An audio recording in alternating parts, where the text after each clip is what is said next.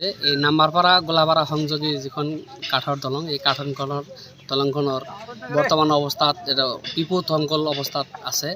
এই দলংখনৰ ওপৰেদি কেইবাখন গাঁৱৰ মানুহে এই নাম্বাৰপাড়া বজাৰ খৰিচালা কলগাছিয়া আদি কৰি বিভিন্ন ঠাইত এই দলংখনৰ ওপৰেদি যাতায়াত কৰে। তাৰ উপৰিও কেইবাখনো স্কুল কলেজৰ ছাত্ৰ ছাত্ৰী এই দলংখনৰ ওপৰেদি যাতায়াত কৰে। কিন্তু দেখা গৈছে যে প্ৰত্যেক বছৰেই এই দলংখনৰ তলেদি মেটেকা আহি উজনিৰ পৰা কিছুমান বাঁহৰ দলং আহি এই দলংখনত আটকা খায় আৰু দলংখনত এটা মানে যাতায়াত ব্যৱস্থাত মানে ব্যাঘাত জন্মে তেনেকুৱা এটা পৰিৱেশৰ সৃষ্টি হৈছে। আৰু দলংখনত মানে দেখা গৈছে যে দলংখন কৰাৰ পিছৰে পৰাই বৰ্তমানলৈকে দলংখন ষ্টেণ্ডিঙৰ পৰা বেকা হৈ আছে আৰু বৰ্তমান অৱস্থাত দলংখনৰ অৱস্থা অতি সংকটজনক। গতিকে বিভাগীয় কৰ্তৃপক্ষৰ লগত মই যোগাযোগ কৰাৰ চেষ্টা কৰিছোঁ, যদিও তেওঁলোকে ফোন ৰিচিভ কৰাত ব্যৰ্থ। তেওঁলোকে আননোন নাম্বাৰ তেওঁলোকে ৰিচিভ নকৰে বুলি মোৰ ধাৰণা হৈছে। মই কেইবাবাৰো যোগাযোগ কৰিছোঁ। সম্ভাৱনা আছে নেকি?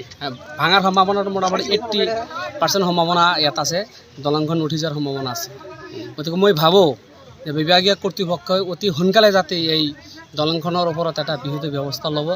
আৰু মই স্থানীয় যিবিলাক জনপ্ৰতিনিধি সজিনগ্ৰাম বিধানসভাৰ সমষ্টিৰ সন্মানীয় বিধায়ক নুৰুল ইছলাম ডাঙৰীয়া আৰু জিলা পৰিষদ স্থানীয় সভাপতি সদস্যসকলক মই অনুৰোধ জনাম যাতে তেওঁলোকে বিভাগীয় কৰ্তৃপক্ষৰ লগত যোগাযোগ কৰি এই যাতায়াত ব্যৱস্থাটো যাতে সুচল কৰি দিয়ে, এইখিনি মোৰ অনুৰোধ থাকিলে। এতিয়া দলংখন ৰক্ষা কৰিবলৈ ৰাইজ আৰু বিভাগীয় কৰ্তৃপক্ষই কি ব্যৱস্থা লৈছে? হয়, প্ৰত্যেক বছৰেই আমি দলংখনৰ লগত আমি জড়িত হৈ পৰোঁ, কিয়নো আমাৰ স্থানীয় মানুহে দলংখনৰ ওপৰেদি যাতায়াত কৰিব লগা হয়, ছাত্ৰ ছাত্ৰী যদি যাতায়াত কৰিবলগীয়া।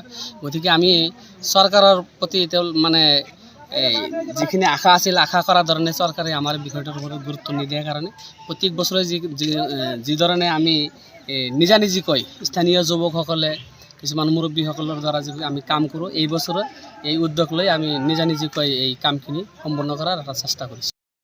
আপোনালোকে দেখাই পাইছে যে প্ৰত্যেক বছৰে আমাৰ এই বাৰণী পানীয়ে উজনিৰ পৰা কিছুমান দলং বাঁহৰ দলং ভাঙি আহি ইয়াতে লাগি ধৰাৰ পাছতে মেটেকা চেটেকা জাবৰ জোঁথৰ দুনিয়াৰ জাম হৈ যায়। ইয়াৰ আগতে এবাৰ দলঙে উঠি গৈছিল, নদীত ভাঙি গৈছিল। তাৰ পাছত যেতিয়া নতুন দলংটো নিৰ্মাণ কৰিলে তাৰ পাছৰ পৰা আজিলৈকে 4বাৰ এনেকেই বাৰণী পানীয়ে আমাক জমৰ যাতনা ভোগাইছে। যিকোনো মুহূৰ্তত কি হ'ব পাৰে? যিকোনো মুহূৰ্ততে ইয়াতে বিচ্ছিন্ন হৈ যাব পাৰে, দলংখনো উঠি যাব পাৰে। গতিকে আমাৰ স্থানীয় মানুহখিনিৰ যোগাযোগ কৰিছিল বিভাগীয় কৰ্তৃপক্ষৰ লগত। বিভাগীয় কৰ্তৃপক্ষৰ ফালৰ পৰা কোনো সঁহাৰি পোৱা নাছিলোঁ। অলপ পাছতে 10 মিনিট আগতে মাত্ৰ কনিষ্ঠ অভিযন্তা এজন আহি পালে। আহি পোৱাৰ পাছত আমি অলপ আলোচনা কৰিলোঁ। আলোচনা কৰাৰ পাছত কিছুমান যুৱক আমি লগাই দিছোঁ ইতিমধ্যে কামত। কাম কৰি আছে। যিমান দূৰ সোনকালে পাৰোঁ আমি চেষ্টা অব্যাহত ৰাখিম। কিন্তু তাৰ মাজতো ভয়াৱহ ৰূপ ধাৰণ কৰিছে তাৰমানে বাঁহৰ দলঙে। উজনিৰ পৰা যিমানখিনি বাঁহৰ দলং আহে সবখিনি ভাহি আহি ইয়াতে লাগি ধৰে, যাৰ কাৰণে ইয়াতে বেছি প্ৰেছাৰ হয় এইখন দলং। আমাৰ নাম্বাৰপাড়া পাৰ্ট 2 দলং ভয়ঙ্কৰ হয়েছে। স্কুলেৰ ছাত্ৰ ছাত্ৰী এথেন যাব নোৱাৰে যদি ভাঙি যায়। আমাৰ স্থানীয় কিছুমান যুৱকে বিনা মানে খৰচত তেওঁলোকে কোনো এতিয়ালৈকে ৰাতিপুৱাৰ পৰা একো নোখোৱাকৈ 30জন মানুহে আমি একেলগে কাম কৰি আছোঁ। কেৱল মাত্ৰ দুবাৰকৈ তেওঁলোকক একাপ চাহ খোৱাৰ ব্যৱস্থা মই ব্যক্তিগতভাৱে কৰি দিছোঁ। এতিয়ালৈকে কোনো ধৰণৰ চৰকাৰী মানুহ ইয়াত আহি উপস্থিত হোৱা নাই, কোনো জনপ্ৰতিনিধিও আহি উপস্থিত এতিয়ালৈকে হোৱা নাই, আমাৰ দৃষ্টিগোচৰ হোৱা নাই। বৰ্তমানলৈকে মোৰ সন্মুখত আহি উপস্থিত আমাৰ নামাপাৰা চাকলা আঞ্চলিক পঞ্চায়ত সদস্য নুৰুল ইছলাম ডাঙৰীয়া এইমাত্ৰ আহি উপস্থিত হ'ল। নাজানো তেখেতৰ ভূমিকা কিমান দূৰ সন্তুষ্টজনক, কিন্তু এতিয়ালৈকে কোনো ধৰণৰ MLA বা জিলা পৰিষদ কোনো পঞ্চায়ত মানে প্ৰতিনিধি তেনেকুৱা কোনো দেখা নাই বা কোনো চৰকাৰী কোনো বিষয়াও ইয়াত আহি উপস্থিত হোৱা নাই। গতিকে আমি এই বছৰ কষ্ট কৰি প্ৰায় শেষ পৰ্যায়ে আহি পাইছে। দিনৰ 11 বজাৰ পৰা এতিয়ালৈকে 7:30মান বাজিল আৰু 1 ঘণ্টামান সময় লাগিব। তাৰপিছতে আমি এই দলংখনৰ এটা সফল সমাপ্তি বুলি আমাৰ এই দলংখনৰ প্ৰতি বছৰে বানপানী আমাৰ উজনিৰ পৰা মেটেকা আৰু বাঁহৰ কিছুমান যিবিলাক দলং, সেইবিলাক দলং আহি কলগছ আহি ইয়াতে লাগি ধৰাত প্ৰত্যেক বছৰে আমাৰ এই দলঙৰ মানে এনেকুৱা সংকটত পৰে। আৰু এইখন দলং আমাৰ গোলাপাৰা নাম্বাৰপাৰা সংযোগী দলং।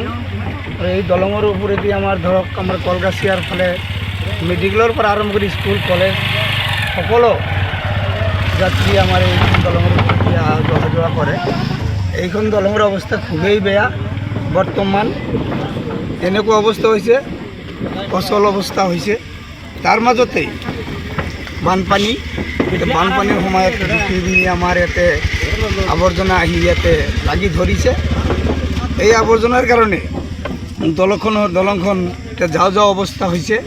আৰু আমাৰ স্থানীয় যিবিলাক যুৱক, প্ৰতি বছৰে আমাৰ ইয়াৰে যুৱকবিলাক আহি কষ্ট কৰিব লগা হয়। এইবাৰো মানে এনেকুৱা অৱস্থা হৈছে যে দলঙৰ খুঁটি উঠো যেন হৈছে, দলং মানে ভাজ লাগি গৈছে। এতিয়া আজি আমাৰ যিবিলাক ল'ৰাবিলাকে এতিয়ালৈ